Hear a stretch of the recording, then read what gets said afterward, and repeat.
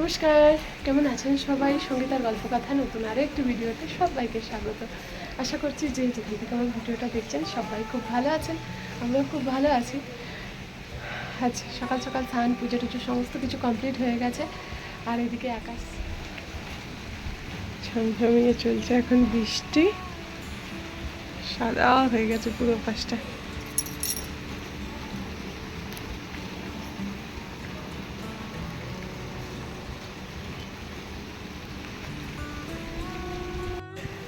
চলুন এই বৃষ্টিতে এক কাপ চা খুব জরুরি। একটু সকাল থেকে তো সেই ভোর থেকে অনেক কাজই হয়ে গেছে, সমস্ত আশিপাশি কাজ পুজো টুজো সমস্ত কিছু কমপ্লিট হয়ে গেছে। এবার একটু চা নিয়ে বসবো। ছেলেও তো আজকে বাড়িতে আছে, ছেলেকে নিয়ে মা ছেলে দুজনে চা নিয়ে বসবো। আজকে আমার পিটিএম আছে, ছেলের স্কুলেও যেতে হবে। চলুন এখান থেকে আপনাদেরকে সাথে নিয়ে আজকে ভিডিওটা শুরু করছি। এই যে আমাদের মা ছেলের চা দুধ রেডি হয়ে গেছে।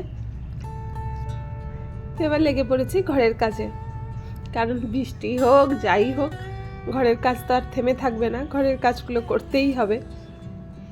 আজকে একদম সকাল থেকে পুরো মুষলধারে বৃষ্টি হচ্ছে, একটুকু মানে থামার নাম নেই। আর আজকে আপনাদেরকে বললামই আগে যে আজকে বেরোতেও হবে, তো এই জন্য টেনশান কাজ করছে। কি বলুন তো, ঘরের মধ্যে কাজ করি ঠিক আছে, আর যখনই মানে বাইরে বেরোনোর কথা মনে হয় না তখন বিরক্ত লাগে। এই বৃষ্টিতে চতুর্দিকে যেন জল কাদা ভর্তি থাকে, তো মানে বার হতে ইচ্ছা করে না। আর তারপরে তো এই যা বৃষ্টি চলছে, মানে বাইরে গেলেই পুরো ভিজে যাবো এমন অবস্থা। সে টোটোতেই যাই আর যাতেই যাই, প্রচণ্ড বৃষ্টি হচ্ছে। তো যাই হোক, কী আর করা যাবে, আজকে সব যেতেই হবে, কারণ ছেলের স্কুলে বললামই আপনাদেরকে পিটিএম আছে।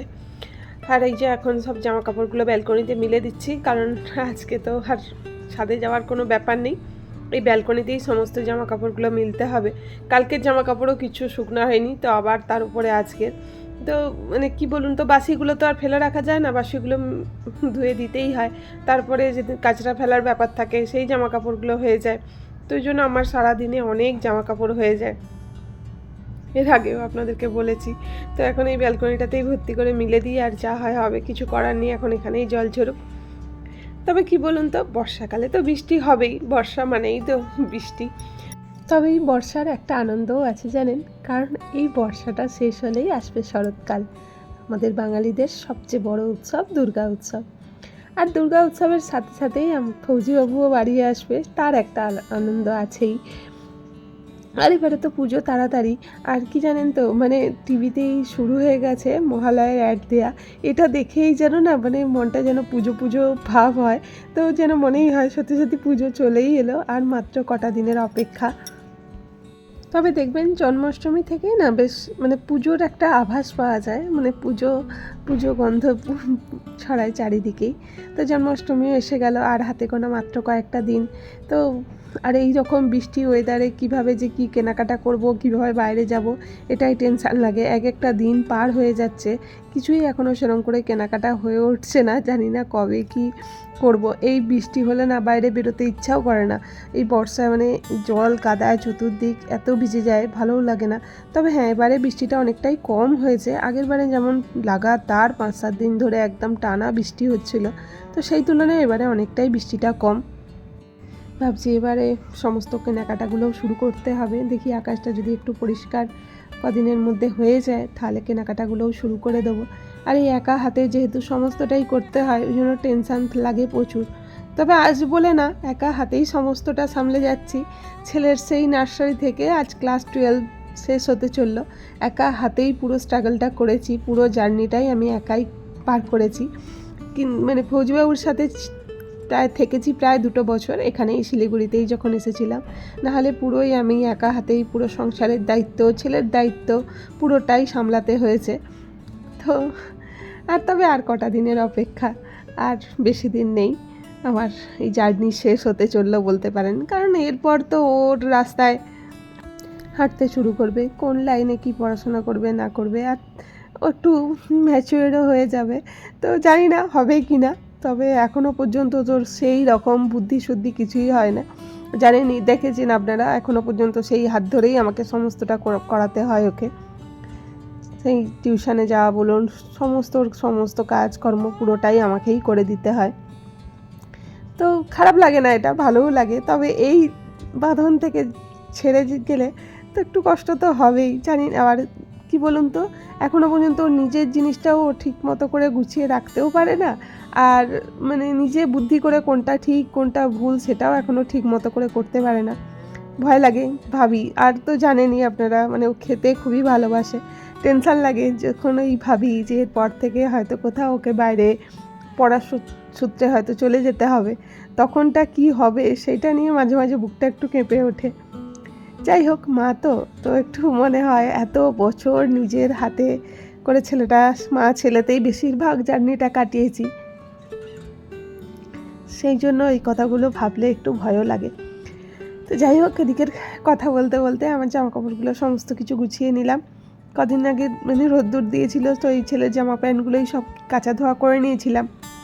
তো ওই সমস্ত ওর প্যান্টগুলোই সব বাইরে পড়েছিল, তো সেইগুলোই সব কেচে তুলে রাখলাম, কারণ যখন যেটা হাতের সামনে পায় তখনই ওটা পরে নেয়।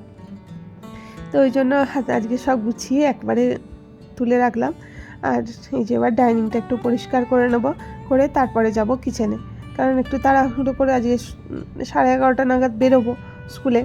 তো একটু এই ভাবছি একবারে ভাত করেই খেয়ে নেবো, সিদ্ধ ভাত করে খেয়ে নেবো। আজকে তো স্যাটারডে, ভেজের ব্যাপার, তো ওই জন্য একটু ভাবছি খাওয়া দাওয়া করেই একবারে চলে যাব, কারণ স্কুল থেকে আস্তে আস্তে সেই এত বেলা হয়ে যায় না, তখন এসে আবার মানে ভাত করে রেখে গেলেও ভাত ঠান্ডা হয়ে যায়, আর এসে যে ভাত বানাবো তখন সেই পরিস্থিতিও আর থাকে না, ভালোও লাগে না। এই মুহূর্তগুলোই মনে হয় বাড়িতে কেউ থাকলে না একটু সুবিধা হতো। তো মাকেই মিস করি খুব, কারণ এই আমার একার ছেলে নিয়ে জার্নিতে মায়ের সাহায্যটাই অনেকটাই, মানে মায়ের অবদান অনেকটা আছে বলেই আমি আজও এরকম এগিয়ে যেতে পেরেছি অনেকটাই। চলুন, অনেক বকবক করে ফেলেছি, অনেক কথা বলে ফেলেছি।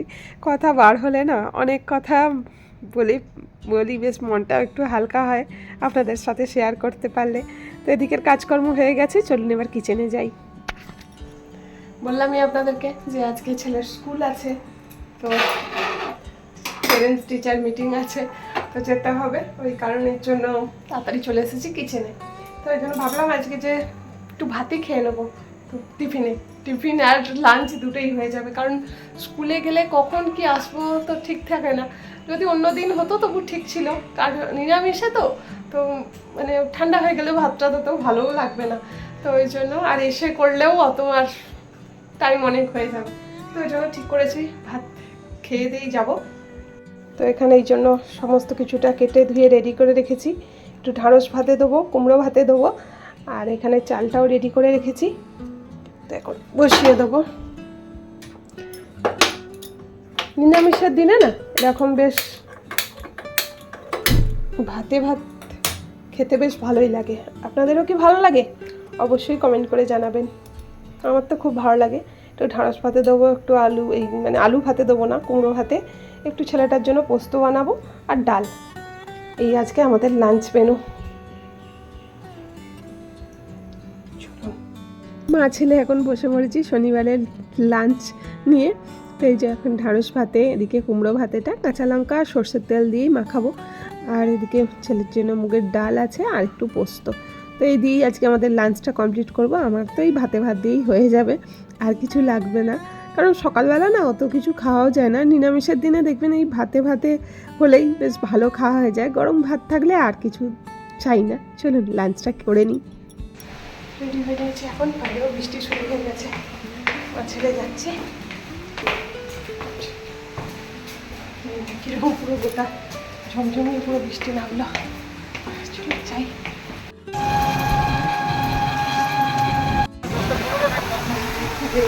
জল থাকে না, সেই নদীর অবস্থা।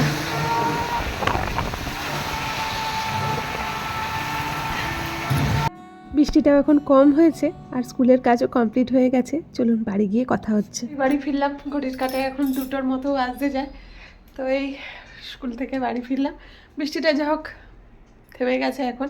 তবে যাওয়ার সময় এত বৃষ্টি শুরু হয়েছিল, পুরো একদম ভিজে গিয়েছিলাম। তো যাই হোক, স্কুলের কাজটা সমস্ত কিছু কমপ্লিট হয়ে গেছে। ছেলের মানে ভালো রেজাল্টও করেছে, 80%-এর উপর নাম্বার উঠেছে। তো আর একটু ভালো হতো আসলে, মানে জানেনই আপনারা পরীক্ষার সময়টা কিভাবে দিনগুলো গেল। তো যাই হোক, ভালোই হয়েছে যা হয়েছে। আর স্যারেরাও খুব খুশি। তো স্কুলে গেলে ওর মানে স্যারেদের কাছে ওর কথা শুনতে শুনতে মাঝে মাঝে মানে গর্ববোধও হয়, আবার মানে কী বল, আজকে যখন স্যারও বলছিল পুরো মানে আমারই মানে চোখ জলে ভরে এসেছিলো। ভালোই লাগে মায়েদের মানে বাবা মায়ের কাছে যদি কেউ ছেলের নামে প্রশংসা করে সেটা সত্যিই শুনতে খুব ভালোও লাগে। যাই হোক, আপনারাও আশীর্বাদ করবেন ছেলেটা যেন আমার আগামী দিনেও পড়াশোনার সাথে সাথে শুধু পড়াশোনা না, ভালো মানুষ হতে পারে একজন। তো এটাই আপনাদের কাছে, আপনারাও প্রার্থনা করবেন ওর জন্য। তো যাই হোক, সব মিলিয়ে আজকের দিনটা বেশ ভালোই কাটলো। আর আজকের মতো এখানেই বিদায় নিচ্ছি। সবাই ভালো থাকবেন, সুস্থ থাকবেন, দেখা হবে আবার একটা নতুন ভিডিও নিয়ে। ততক্ষণ পর্যন্ত সবাইকে টাটা।